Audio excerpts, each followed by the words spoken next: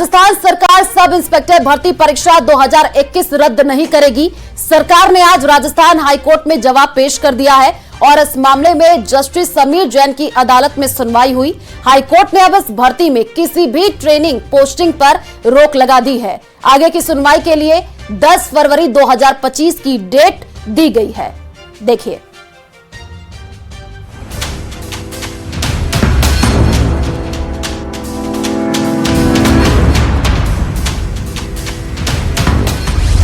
रद्द नहीं होगी एसआई भर्ती परीक्षा।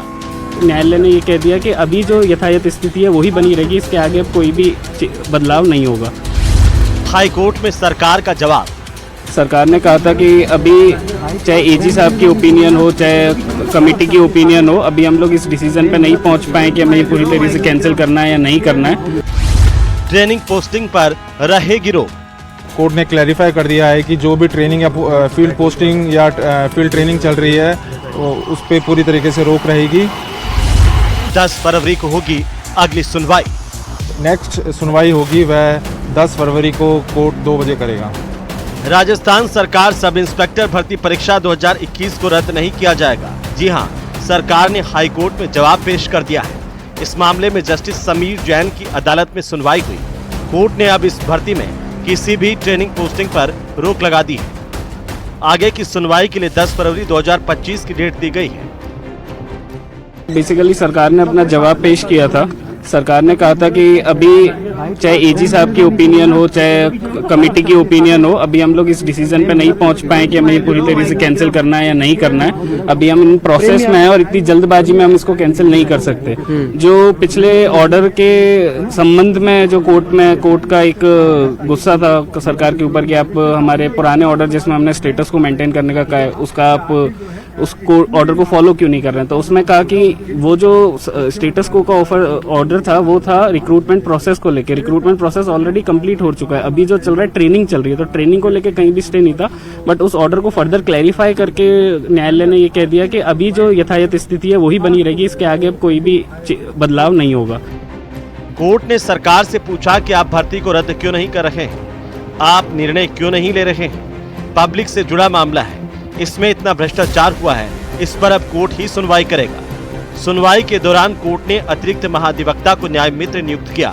हाई कोर्ट ने किसी भी तरह की फील्ड पोस्टिंग और ट्रेनिंग पर रोक लगा दी है। जो राजदीपक रस्तोगी साहब है, सीनियर एडवोकेट एएसजी, उन्हें इस मामले में न्याय मित्र नियुक्त किया है। साथ ही साथ कोर्ट ने अपना 18/12/2024 का जो 18/11/2024 का जो यथास्थिति का आदेश था उसमें यह कोर्ट ने क्लैरिफाई कर दिया है कि जो भी ट्रेनिंग या फील्ड पोस्टिंग या फील्ड ट्रेनिंग चल रही है उस पर पूरी तरीके से रोक रहेगी और जो इसकी नेक्स्ट सुनवाई होगी वह 10 फरवरी को कोर्ट 2 बजे करेगा। इससे पहले सरकार के अतिरिक्त महाधिवक्ता विज्ञान शाह ने कोर्ट में जवाब पेश किया। कहा कि हमने पेपर लीक में शामिल लोगों को पकड़ा है। डमी और नकल करने वाले करीब 40 ट्रेनी एसआई को हमने सस्पेंड भी किया। फिलहाल भर्ती रद्द नहीं कर सकते। दरअसल राजस्थान हाईकोर्ट ने 18 नवंबर को एसआई भर्ती परीक्षा में सिलेक्ट सब इंस्पेक्टर की पोस्टिंग पर रोक लगा दी थी। इसके बाद भी सरकार ने ट्रेनी एसआई को पोस्टिंग दे दी थी। हालांकि पोस्टिंग के कुछ दिनों के भीतर ही 48 घंटे से अधिक एसओजी की गिरफ्त में रहे ट्रेनी एसआई को सस्पेंड कर दिया गया था। तो वहीं मंत्री डॉक्टर किरोड़ी लाल मीणा ने कहा कि सरकार ने जो कैबिनेट सब कमेटी बनाई उसने भी रिकमेंड कर दिया था, उसे नकारने का अधिकार मुख्यमंत्री को है। उन्होंने नकार दिया। अब तो कोर्ट तय करेगा, मामला सब जुडिस है, तो मैं उस पर कुछ अपना बयान नहीं दे सकता। लेकिन लगातार आप मांग रख रहे थे कि एसआई भर्ती मांग रख रहे, मांग के बाद में चूंकि मामला अदालत में चला गया तो माननीय अदालत ही इसको तय करेगी। सरकार ने भी अपना जो रुख है वो रख दिया, क्या कुछ कहेंगे? वो तो सरकार का रुख तो उसमें भी आ गया था, रिपोर्ट में भी, लेकिन ये अचानक रुख क्यों बदला पता करेंगे। क्या कुछ लगता है आपको इस पूरे मामले में? देखो, इसमें बहुसंख्यक लोगों की मांग तो रद्द करने की है। वहीं कांग्रेस ने भी भर्ती परीक्षा को लेकर सरकार पर निशाना साधा। कहा राज्य सरकार ने बहुत भ्रम पैदा किया है। जो अनिश्चितता पैदा हुई है उससे जनता को परेशानी हो रही है। प्रदेश सरकार ने इतना कंफ्यूजन पैदा किया हुआ है। सरकार के मंत्री बोलते हैं कि परीक्षा रद्द होगी, सरकार अपना उत्तर देती कोर्ट में कि हम नहीं कर पाएंगे। तो जो कंफ्यूजन और जो अनिश्चितता बनी हुई है, इससे जनता पिस रही है और सरकार को तुरंत रूप से अपना जो सरकार का जो मत है वो उनको जनता को बताना चाहिए। जो नौजवान बच्चे परीक्षा देके बैठे हैं उनका फ्यूचर जो है सरकार ने खतरे में डाल दिया है। कोर्ट के अंदर है, जब तक तुम कह नहीं सकते, लेकिन जिस प्रकार से मंत्रियों को क्या बयान है, सब कमेटी का क्या निर्णय है, एसओजी का क्या है, पुलिस का क्या है, ये सारे चल रहे हैं। अब ये सब चीजें जो है सरकार को अपना रुख पहले दिन स्पष्ट कर देना चाहिए कि इनका रुख क्या है और उस आधार पर कोर्ट में जवाब पेश करें। हाईकोर्ट में जवाब पेश करने के साथ ही राज्य सरकार की मंशा स्पष्ट हो गई है। अब आगामी दिनों में कोर्ट की सुनवाई के बाद ही एसआई भर्ती परीक्षा का भविष्य तय होगा। लेकिन अब तक पेपर लीक के मुद्दे को लेकर हमलावर रही बीजेपी अब डिफेंसिव मोड में आ चुकी है, जबकि विधानसभा सत्र से पहले विपक्ष को बड़ा मुद्दा मिल गया है। कैमरा पर्सन मानसिंह के साथ सौरभ गृहस्थी, न्यूज़ 18 राजस्थान, जयपुर। शिक्षा पर बढ़ा सियासी घमासान। अंग्रेजी माध्यम स्कूलों पर शुरू हुई सियासी रार थमने का नाम नहीं ले रही। कांग्रेस और बीजेपी के जो है सिपलसार एक दूसरे पर जम करके प्रहार कर रहे हैं और एक बार शिक्षा मंत्री ने कांग्रेस के आरोपों पर कड़ा पलटवार किया है। देखिए रिपोर्ट। शिक्षा पर तेज हुआ सियासी घमासान, मसले का कब निकलेगा समाधान? शिक्षा बहाना, सत्ता निशाना। उनकी मंशा ये थी कि राजस्थान के हमारी छात्र छात्राएं हैं अनपढ़ रह जाएं, पढ़े लिखे नहीं, इसलिए उन्होंने अंग्रेजी माध्यमिक विद्यालय का बोर्ड लटका दिया हिंदी माध्यम पर और कह दिया कि अंग्रेजी माध्यम हो गया है। बिल्डिंग नहीं, एक बिल्डिंग में 3-3 स्कूल खोल दे, ये मूर्खतापूर्ण निर्णय था। सूबे के शिक्षा मंत्री मदन दिलावर का कांग्रेस पर प्रहार नया नहीं है। दिलावर कांग्रेस की नीतियों पर ही नहीं बल्कि नीयत पर भी हमलावर रहे हैं। मदन दिलावर की माने तो कांग्रेस प्रदेश के नौनिहालों के भविष्य से खिलवाड़ करती आई है और अब जब पढ़ाई लिखाई का स्तर सुधारा जा रहा है तो कांग्रेस बौखला रही है। बिल्डिंग नहीं, एक बिल्डिंग में 3-3 स्कूल खोल दे, ये मूर्खतापूर्ण निर्णय था। हम कोई अंग्रेजी के विरोधी नहीं है, सब भाषाओं का ज्ञान होना ही चाहिए, क्यों नहीं होना चाहिए, लेकिन उनके लिए आर्थिक संसाधन और इंफ्रास्ट्रक्चर होना ही चाहिए। पद सृजित नहीं किए, क्या मजाक था ये बच्चों के साथ। राजस्थान की इतना बेवकूफ नहीं है कि कांग्रेस जैसे चाहेगी वैसे चलती रहेगी। प्रदेश के 3,741 अंग्रेजी मीडियम स्कूलों पर बंद होने का खतरा मंडरा रहा है, लेकिन तथ्य यही रहा है कि गहलोत राज में जब सरकार जोर शोर से इन स्कूलों को खोल रही थी और इसे शिक्षा के क्षेत्र में क्रांतिकारी कदम बता रही थी, तब भी विपक्ष की भूमिका में रही बीजेपी इन स्कूलों के लिए जरूरी बुनियादी सुविधाओं की ओर सरकार का ध्यान दिला रही थी। बिल्डिंग बच्चे ही नहीं होंगे तो भवन को थोड़ी पढ़ाएंगे, या कोई स्कूल में 5 बच्चे होंगे तो 5 बच्चों के लिए इतना थोड़ी होता है, ऐसा होता नहीं। कांग्रेस ने तो ये कर रखा था कि 2 बच्चे और 3 टीचर, 10 बच्चे 17 टीचर। ये मजाक था राजस्थान की जनता के साथ, नहीं था क्या? तो हम यदि ऐसे विद्यालय होंगे जिससे बच्चे ही नहीं होंगे या बहुत नियम होंगे तो बंद करेंगे, तो क्या करेंगे? वो तो हम अंग्रेजी क्या, हम तो सामान्य विद्यालयों को बंद करेंगे ऐसे होंगे तो। प्रदेश के शैक्षिक स्तर को बढ़ाना शिक्षा मंत्री अपनी जिम्मेदारी बताते हैं, लेकिन शिक्षकों के तबादलों पर रोक से नाराजगी बनी हुई है। मसले पर मदन दिलावर कहते हैं कि परीक्षाओं के चलते अभी शिक्षकों का तबादला नहीं होगा, लेकिन परीक्षाओं के तुरंत बाद ही तबादलों पर फैसला लिया जाएगा।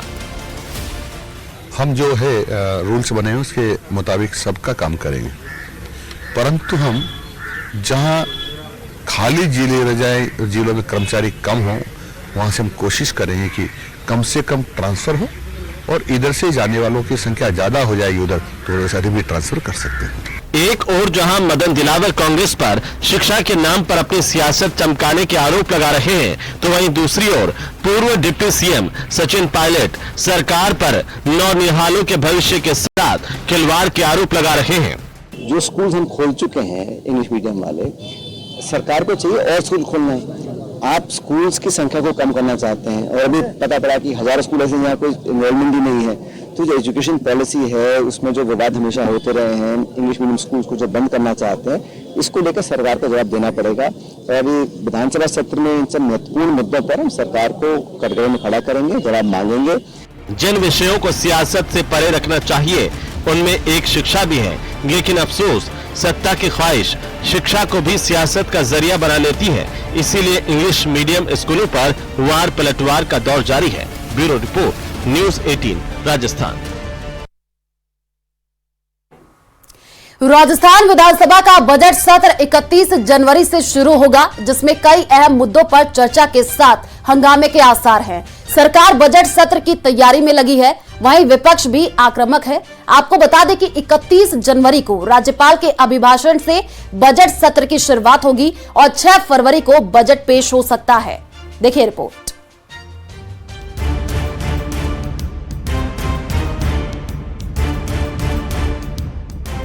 बजट सत्र की तैयारी में सरकार, विपक्ष भी आर पार के लिए तैयार। इलाज नहीं हो पा रहा है, पेंशन नहीं आ रही, किसान को खाद नहीं मिल रहा है, पेपर लीक वापस हो गया है, तो इस प्रकार के जो मुद्दे हैं सबको लेकर हम विधानसभा के अंदर आए। विधानसभा सत्र में हंगामे के आसार। को अब 1 साल हो गया और जो निर्णय लिए सरकार ने उससे जनता में काफी आक्रोश भी है। 16वीं विधानसभा का तीसरा सत्र 31 जनवरी को राज्यपाल हरिभाऊ बागड़े के अभिभाषण के साथ शुरू होगा। प्रदेश सरकार इस बजट सत्र के दौरान जहां विपक्ष के आरोपों का जवाब देगी, वहीं कई अहम बिल भी ला सकती है। सरकार पिछले 1 साल की उपलब्धियों का जिक्र भी बजट सत्र के दौरान कर सकती है। सरकार जहां बजट सत्र को सफल बनाने की तैयारी कर रही है, वहीं विपक्ष सत्ता पक्ष को कई मुद्दों पर घेरने को तैयार है। हालांकि नेता प्रतिपक्ष टीकाराम जूली का कहना है कि सरकार से जवाब लेना उनका मकसद है, सदन में हंगामा करना नहीं। इलाज नहीं हो पा रहा है, पेंशन नहीं आ रही, किसान को खाद नहीं मिल रहा है, बिजली नहीं मिल रही, युवाओं को नौकरी नहीं मिल रही है, पेपर लीक वापस हो गया है, तो इस प्रकार के जो मुद्दे हैं, इश्यूज हैं, इन सबको लेकर हम विधानसभा के अंदर आए। नामेदार तो बीजेपी बनाएगी, अगर जवाब नहीं देगी तो जवाब देते, बस हमें इससे ज्यादा कुछ नहीं चाहिए। नहीं, सत्र चलना चाहिए। सदन जो है वो राजस्थान की करोड़ों जनता की खून पसीने की कमाई से चलता है और ये हमारा दायित्व रहना चाहिए कि हम उसको अच्छे से चलाएं और जनता की जो आवाज है, जनता की जो बात है, उसको सदन के अंदर हम रखें। सदन में विपक्ष जिन मुद्दों पर सरकार को घेर सकता है, उनमें 9 जिले और 3 संभाग खत्म करना, अंग्रेजी माध्यम स्कूलों की समीक्षा, पूर्ववर्ती सरकार के फैसलों और योजनाओं को बंद करना, खराब कानून व्यवस्था जैसे मुद्दे शामिल हैं। सरकार को अब 1 साल हो गया और जो निर्णय लिए सरकार ने उससे जनता में काफी आक्रोश भी है। चाहे जो एक बार जिले जो बने प्रदेश में, उन जिलों को जो निरस्त किया है उसमें काफी जनता में आक्रोश है और सरकार से हम जवाब मांगेंगे सदन के अंदर पटन के ऊपर। 31 जनवरी को शुरू होने जा रहे बजट सत्र के दूसरे दिन यानी 1 फरवरी को अभिभाषण पर बहस होगी और उम्मीद है कि 6 फरवरी को बजट पेश हो सकता है। विपक्ष के पास जहां सरकार को घेरने के मुद्दे हैं, वहीं सत्ता पक्ष भी सदन में अपनी उपलब्धियों को गिनाएगी, जिसमें 1 साल में पूरे किए गए वायदे शामिल होंगे। Rising Rajasthan global investment summit का जिक्र, जिसमें 35 लाख करोड़ के MOU साइन हुए। ERCP PKC का शिलान्यास, जिससे 40% आबादी को फायदा होगा। 47,000 नियुक्तियां, 13,500 नियुक्ति पत्र और 15,000 पद के लिए परीक्षाओं का जिक्र करेगी। पेपर लीक पर कार्रवाई और गिरफ्तारियों की जानकारी शामिल हो सकती है। इसके अलावा इस बजट सत्र के दौरान सरकार कुछ बिल भी ला सकती है, जिसमें धर्मांतरण संबंधी बिल। कैबिनेट ने पिछले दिनों ही धर्मांतरण संबंधी बिल लाए जाने को मंजूरी दी थी। इसमें लव जिहाद के खिलाफ कानून बनाया जाना है। मीसा कानून, राजस्थान लोकतंत्र सेनानियों का विधेयक 2024 टेबल हो चुका है, इसे पारित किया जा सकता है। भूजल संबंधी विधेयक, राजस्थान भूजल संरक्षण और प्रबंध प्राधिकरण विधेयक 2024 सदन में टेबल हो चुका है। चर्चा के दौरान आई आपत्तियों के बाद सरकार ने इसे प्रवर समिति को भेज दिया था। जिले और संभाग खत्म करने के मुद्दे, कांग्रेस पहले ही कई जिलों में आंदोलन कर रही है। इसके अलावा कई बार विपक्ष के नेता बातों बातों में ही सही सरकार को घेरने के अपने मंसूबे जाहिर कर चुके हैं। ऐसे में बजट सत्र के हंगामेदार रहने के पूरे आसार हैं। Bureau report, news 18 Rajasthan. और वहीं सब इंस्पेक्टर भर्ती परीक्षा 2021 को लेकर गृह राज्य मंत्री जवाहर सिंह बेढ़म ने प्रेस कॉन्फ्रेंस की। उन्होंने कहा कि सरकार ने आज राजस्थान हाईकोर्ट में जवाब पेश कर दिया है। उन्होंने कांग्रेस पर निशाना साधते हुए कहा कि कांग्रेस के लोग भ्रम फैला रहे हैं, जबकि कांग्रेस के राज में एसआई भर्ती परीक्षा में धांधली हुई थी।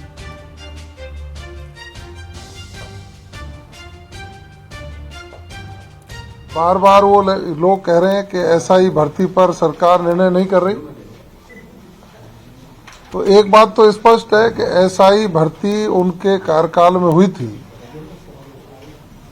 और उसमें गड़बड़ियां हुई थी, उस पर वो मोहर लगा रहे हैं। हमने एसआईटी का गठन किया। मैं साधुवाद देना चाहूंगा प्रदेश के मुख्यमंत्री जी को कि उन्होंने पदभार ग्रहण करने के तुरंत बाद युवाओं के सपनों को साकार करने के लिए एसआईटी का गठन किया। एसओजी ने जांच की और गड़बड़ी करने वाले लोगों के खिलाफ कार्रवाई की। चूंकि अब विषय न्यायालय में है, तो उस संबंध में आज हमारा कुछ कहना न्यायोचित प्रतीत नहीं होता है। तबादलों को लेकर मंत्रियों के आवास पर कर्मचारियों और नेताओं का मेला लगा हुआ है और इस बीच मंत्री किरोड़ी लाल मीणा ने शिक्षा मंत्री मदन दिलावर से मुलाकात की है। करीब 50 मिनट तक हुई मुलाकात को मंत्रिमंडल विस्तार और एसआई भर्ती परीक्षा से भी जोड़ करके देखा जा रहा है। न्यूज़ 18 से खास बातचीत में मंत्री किरोड़ी लाल मीणा ने कहा कि कर्मचारियों के ट्रांसफर को लेकर आपसी तालमेल बना रहे हैं। वहीं मदन दिलावर ने कहा कि कुछ बातें गोपनीय रखी जाती हैं।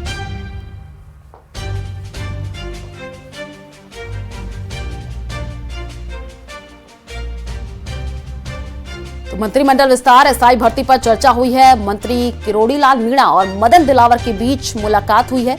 जयपुर से आपको ये जानकारी दे रहे हैं, जहां पर मंत्री मदन दिलावर से किरोड़ी लाल मीणा मिले हैं। तबादलों को लेकर के कहा जा रहा है कि करीब 50 मिनट तक ये मुलाकात चली है। मंत्रिमंडल विस्तार एसआई भर्ती परीक्षा पर चर्चा हुई है।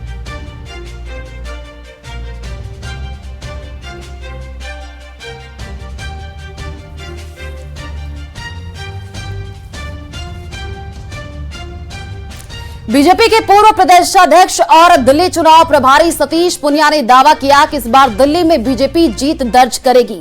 दिल्ली की जनता बदलाव चाहती है। केजरीवाल ने जो वादे किए वो खोखले साबित हुए और भ्रष्टाचार देखने को मिला है।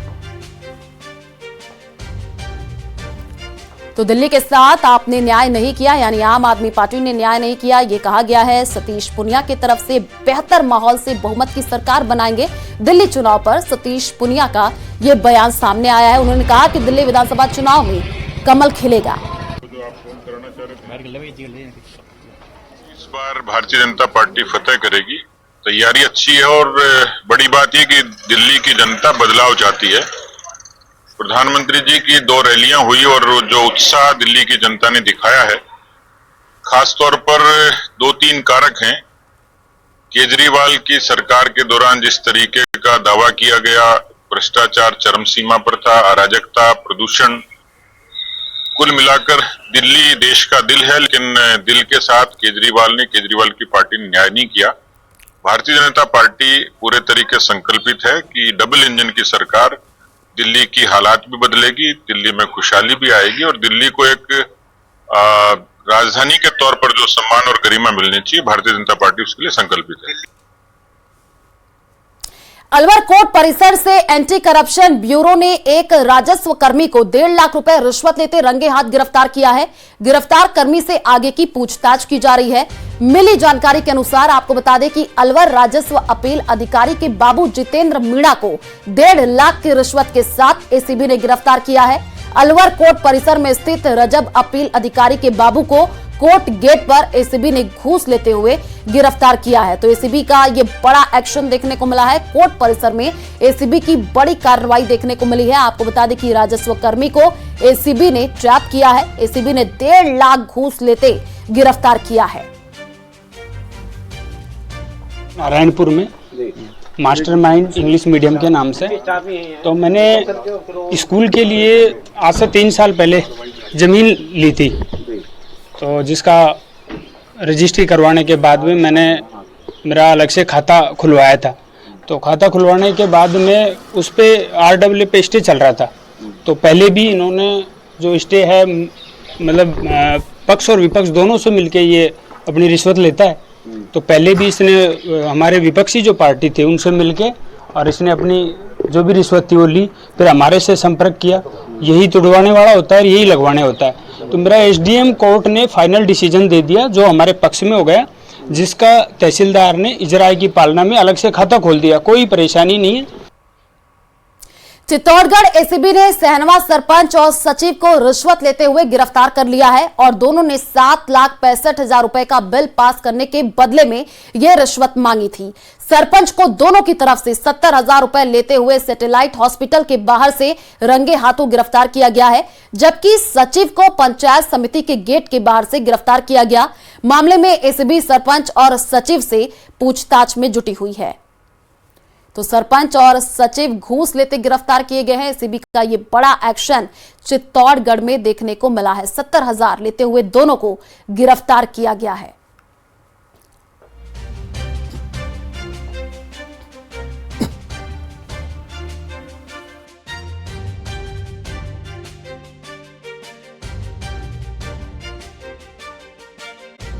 रविंद्र सिंह का कार्यक्रम रद्द। इस वक्त की सबसे बड़ी जानकारी आपको दे रहे हैं। रोहिणी म्यूजिक फेस्टिवल कार्यक्रम की परमिशन रद्द हुई है। 12 जनवरी को अंतर्राष्ट्रीय बॉर्डर पर कार्यक्रम होना था। रविंद्र सिंह की ओर से आयोजित ये कार्यक्रम हो रहा था। सुरक्षा कारणों के मद्देनजर प्रशासन ने परमिशन रद्द की है। बॉर्डर से कुछ किलोमीटर दूरी पर यह कार्यक्रम आयोजित होना था। शामिल होने वाले बाहरी व्यक्तियों की सूची और सत्यापन नहीं होने के कारण परमिशन रद्द की गई है।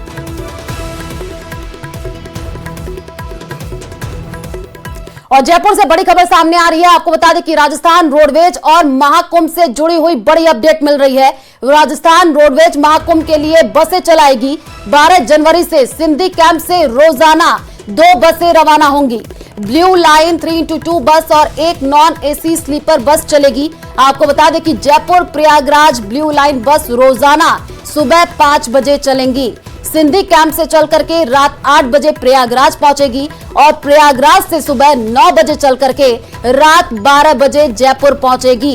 Jaipur Prayagraj blue line express बस का जो किराया है वो 965 रुपए, नॉन AC स्लीपर बस रोजाना दोपहर आपको बता दें कि 3:30 पर सिंधी कैंप से चलेगी और बस अगले दिन सुबह 6:30 बजे प्रयागराज पहुंचेगी। तो ये बड़ी जानकारी आपको दे रहे हैं राजस्थान रोडवेज और महाकुंभ से जुड़ी हुई बड़ी अपडेट, जहां पर अब सिंधी कैंप से लेकर के प्रयागराज तक रोजाना बस चलेंगी। और दिल्ली से बड़ी खबर सामने आ रही है। आपको बता दें कि विधानसभा चुनाव को लेकर बीजेपी की बड़ी बैठक, बीजेपी विस्तार में जो है ये बैठक हो रही है। बैठक में राजस्थान के कई नेता मौजूद हैं। पूर्व केंद्रीय मंत्री कैलाश चौधरी मौजूद है। पूर्व प्रदेश अध्यक्ष CP जोशी भी मौजूद है। साथ ही साथ आपको बता दें कि पूर्व सांसद रंजिता कोली भी बैठक में मौजूद है। दिल्ली से इस वक्त की सबसे बड़ी जानकारी आपको दे रहे हैं, जहां पर बीजेपी विस्तार में बैठक हो रही है और इस बैठक में राजस्थान के कई नेता मौजूद हैं। पूर्व केंद्रीय मंत्री कैलाश चौधरी मौजूद है। साथ ही साथ पूर्व प्रदेश अध्यक्ष CP जोशी भी इस बैठक में मौजूद है। काफी महत्वपूर्ण ये बैठक। पूर्व सांसद रंजिता कोली भी बैठक में शामिल हो रही हैं। दिल्ली से इस वक्त की सबसे बड़ी जानकारी, जहां पर राजस्थान के कई नेता इस बैठक में शामिल हो रहे हैं। भरतपुर से बड़ी खबर सामने आ रही है। नेशनल हाईवे पर बड़ा हादसा हुआ है। रॉन्ग साइड से आ रहे ट्रैक्टर से ट्रक टकरा गया है और हाईवे पर ट्रक जो है पलटा हुआ है और ट्रक में सवार चालक को गंभीर चोट आई है। गंभीर हालत में अस्पताल में भर्ती करा दिया गया है। नेशनल हाईवे पर लंबा जाम लगा हुआ है। आपको बता दें कि केवलादेव नेशनल पार्क के गेट के पास की ये घटना बताई जा रही है, जहां पर नेशनल हाईवे पर ये बड़ा हादसा हुआ है। भरतपुर से बड़ी जानकारी, तस्वीर भी सामने आई है, आप देखिए। और लंबी भीड़ भी यहां पर देखने को मिल रही है। जाम की स्थिति देखने को मिल रही है और जो लोग गंभीर रूप से घायल हुए हैं उनको अस्पताल में भर्ती करा दिया गया है। तस्वीर देखिए भरतपुर की आपको दिखा रहे हैं, जहां पर नेशनल हाईवे पर यह बड़ा हादसा हुआ है। कई लोग गंभीर रूप से घायल बताए जा रहे हैं, जिनको अस्पताल में भर्ती करा दिया गया है। तो केवलादेव नेशनल पार्क के गेट के पास की यह घटना है। यह बड़ा हादसा भरतपुर में हुआ है। तस्वीरें भी आप देखिए, रॉन्ग साइड से आ रहे ट्रैक्टर से ट्रक टकरा गया। श्रीगंगानगर में एक बार फिर पाकिस्तान से अवैध हथियारों की तस्करी का मामला सामने आया है। भारत पाक सीमा पर स्थित अनूपगढ़ सेक्टर के गांव 18P में 2 ऑटोमेटिक पिस्तौल बरामद हुआ है। आशंका जताई जा रही है कि पाकिस्तान से ड्रोन के जरिए इन हथियारों की डिलीवरी की गई। बीएसएफ के जी ब्रांच के पास सीमा पर पाकिस्तान से अवैध मादक पदार्थ, हेरोइन या हथियार डिलीवरी किए जाने के इनपुट मिले थे और ऐसे में सीमा सुरक्षा बल के जवान चौकन्ने थे और जी ब्रांच के इनपुट पर चलाए गए सर्च ऑपरेशन में गांव 18P से पीले कलर के पैकेट में लिपटे 2 ऑटोमेटिक पिस्टल बरामद कर ली गई है। तस्वीरें भी आपको दिखा रहे हैं। गौरतलब है कि सर्दी इस मौसम में और रात के समय भारत पाक बॉर्डर पर घना कोहरा रहता है और ऐसे में सीमा पार पाकिस्तान से अवैध मादक पदार्थ और हथियारों की तस्करी की जो वारदात है वो बढ़ जाती है। झुंझुनू के नवलगढ़ कस्बे में चाइनीज मांझे के खिलाफ बड़ी कार्रवाई की गई है। इस दौरान पुलिस और प्रशासन की टीम ने वार्ड नंबर 37 के बिसायती मोहल्ले में बाबूलाल मड़ियार के मकान पर कार्रवाई करते हुए चाइनीज मांझे का बड़ा जखीरा पकड़ा है। टीम को मुखबिर के जरिए सूचना मिली कि मकान में चाइनीज मांझे का बड़ा स्टॉक है। सूचना के बाद नगर पालिका की टीम मकान पर पहुंची। मकान पर ताला लगा हुआ था, जिसके बाद नगर पालिका की टीम ने मकान के ताले को तोड़कर मकान के अंदर प्रवेश किया। मकान के कमरे में कार्टनों में रखी चाइनीज मांझे की चरखियों को जब्त किया गया है। तस्वीरें भी आपको दिखा रहे हैं। झुंझुनू की ये तस्वीर है जहां पर चाइनीज मांझे के खिलाफ बड़ा एक्शन देखने को मिला है। जानकारी मिली कि शहर में अवैध रूप से चाइनीज मांझे का कारोबार किया जाए, जिसमें बाबूलाल के पुत्र सद्दाम के द्वारा अपने घर पे इसका काफी मात्रा में स्टोरेज करके इस प्रकार की कार्रवाई की जा रही है। श्रीमान जिला कलेक्टर महोदय के द्वारा चाइनीज मांझे पे रोक के स्पष्ट आदेश निकाले जा चुके हैं, जिनके उपरांत समझाइश करने पे भी इनके द्वारा ये कार्रवाई की जा रही थी। हमारे द्वारा यहाँ करीबन 500-600 चरखियों का लगभग बड़ा जखीरे के रूप में प्राप्त किया गया और इनके खिलाफ नियमानुसार कार्रवाई के लिए SHO को भी लिखा जाएगा। डूंगरपुर जिले की आसपुर थाना पुलिस ने नाकेबंदी के दौरान अवैध शराब से भरी कार को जब्त किया है। पुलिस ने कार से अवैध शराब के 41 कार्टन बरामद करते हुए 2 तस्करों को गिरफ्तार किया है। जब्त शराब की जो कीमत है आपको बता दें कि 3.5 लाख रुपए बताई जा रही है। पुलिस तस्करों से पूछताछ कर रही है। आसपुर थाने के सीआई तेज सिंह ने बताया कि नाकेबंदी के दौरान सलुम्बर की तरफ से आ रही एक तेज रफ्तार कार को रुकवाया गया।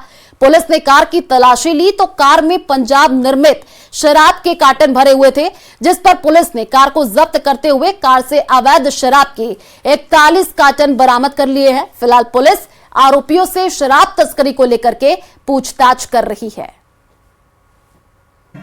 गोल पुलिया पे नाकाबंदी की जा रही थी।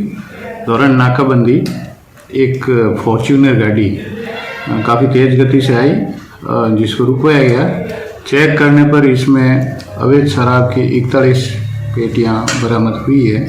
फॉर्च्यूनर गाड़ी में महेंद्र सिंह और शंभू सिंह नाम के 2 व्यक्ति मिले, जिनसे पूछने पर उन्होंने बताया कि ये शराब हम गुजरात में सप्लाई करने के लिए ले जा रहे थे। शराब पंजाब राज्य निर्मित शराब है। इस संबंध में दोनों अभियुक्तों को गिरफ्तार किया गया। शराब बरामद की गई, जब्त की गई। थाना आसपुर पर प्रकरण पंजीबद्ध कर लिया गया है, जिसका अनुसंधान जारी है। जिंदा हूं मैं, दुनिया यही जानती है कि मौत और जिंदगी ऊपर वाले के हाथ में है, लेकिन प्रदेश में इख्तियार सरकारी कारिंदों को हासिल है। जब चाहे चलते फिरते जो है आदमी को यमराज के हवाले कर दे। दौसा से ऐसी ही एक खबर सामने आई है। क्या कुछ ये पूरा मामला रहा, समझिए इस रिपोर्ट में। मैं जिंदा हूं ये मुश्तहर कीजिए, मेरे कातिलों को खबर कीजिए। यूं तो देश कोरोना काल में ऑक्सीजन का सड़क तंत्र देख चुका है। यह बात अलग है कि कोरोना वैक्सीन के बाद भले ही जानलेवा वायरस से देश और दुनिया ने निजात पाली हो। लेकिन सरकारी तंत्र में काबिज लापरवाह और भ्रष्टाचारियों के लिए कोई टीका आज तक नहीं बना। इसीलिए तो भुला देने वाली तस्वीरें हमारे सामने आ जाती हैं।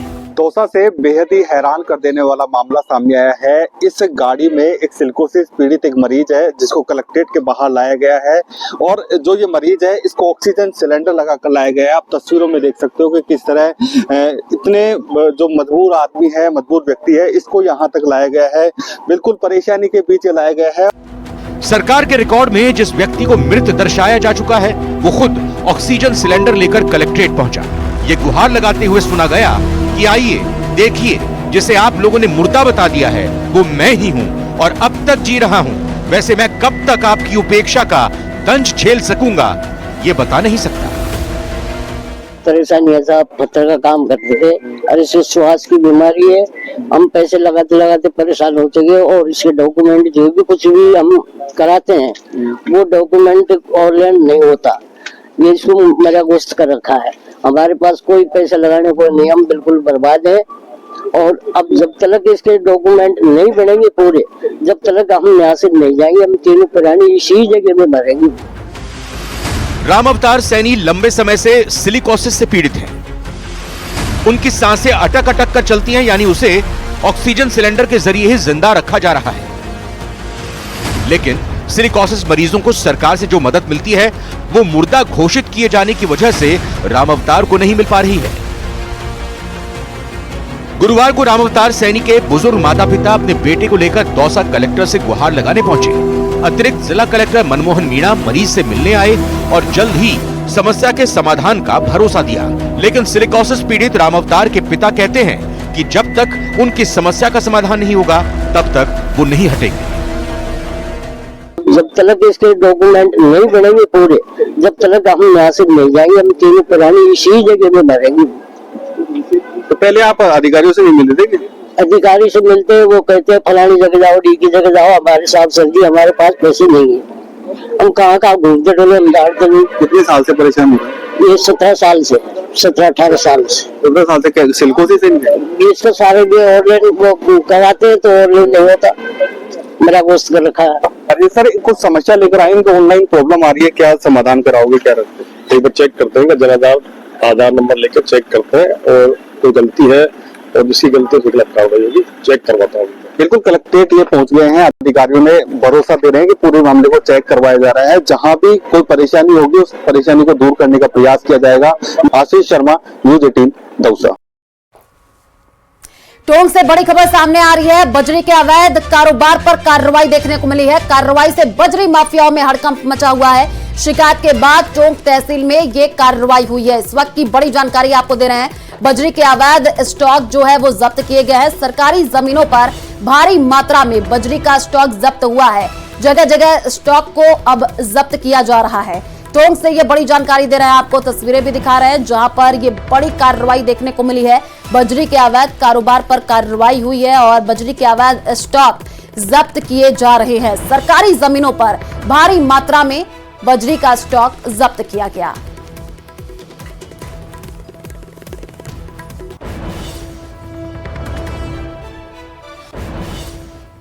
डीजीपी उत्कल रंजन साहू एक दिवसीय दौरे पर अजमेर पहुंचे और इस दौरान उन्होंने रेंज आईजी कार्यालय में संभाग के सभी पुलिस अधिकारी के साथ समीक्षा बैठक की।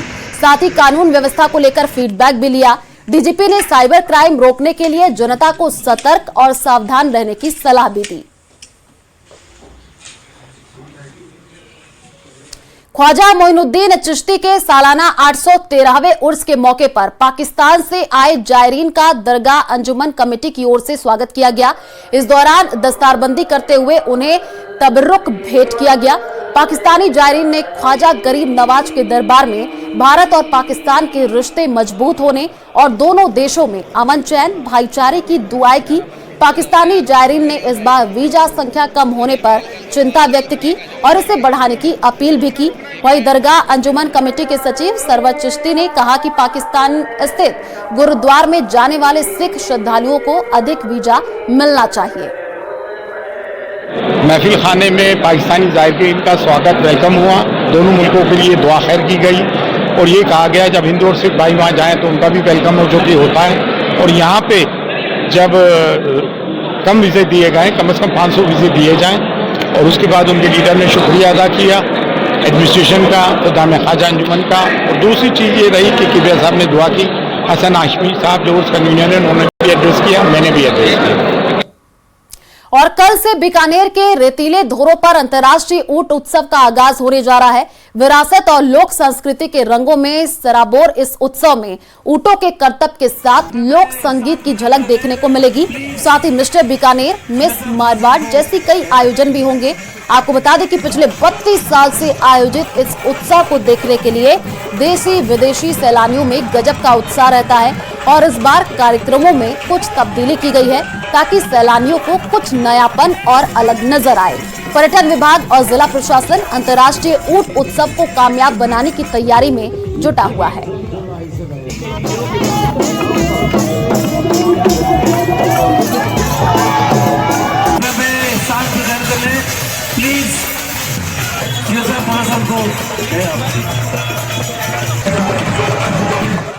लगभग पूर्ण है। इस बार हमने हेरिटेज वॉक की शुरुआत करी है। 10 तारीख को सुबह हेरिटेज वॉक है जिसमें हम ओल्ड सिटी की जो हमारी हेरिटेज है और जो कलिनरी हेरिटेज है इन दोनों का ही उसमें रखेंगे। इसके अलावा हमारे जो कैमल का शो है वो वहाँ पर होगा। हमारा जो कैमल रिसर्च सेंटर है, हमारे जो एडवेंचर स्पोर्ट्स वगैरह हैं वो सारे रायसर में प्लान्ड है। इस बार हॉट एयर बलून भी हमने बुलाया है जो सूरसर और अन्य डेस्टिनेशन जहाँ जहाँ इवेंट्स हो रहे हैं वहाँ पर भी रहेगा। कोशिश कर रहे हैं कि अब अगर हमें परमिशन मिल जाती है तो हॉट एयर बलून और पैराग्लाइडिंग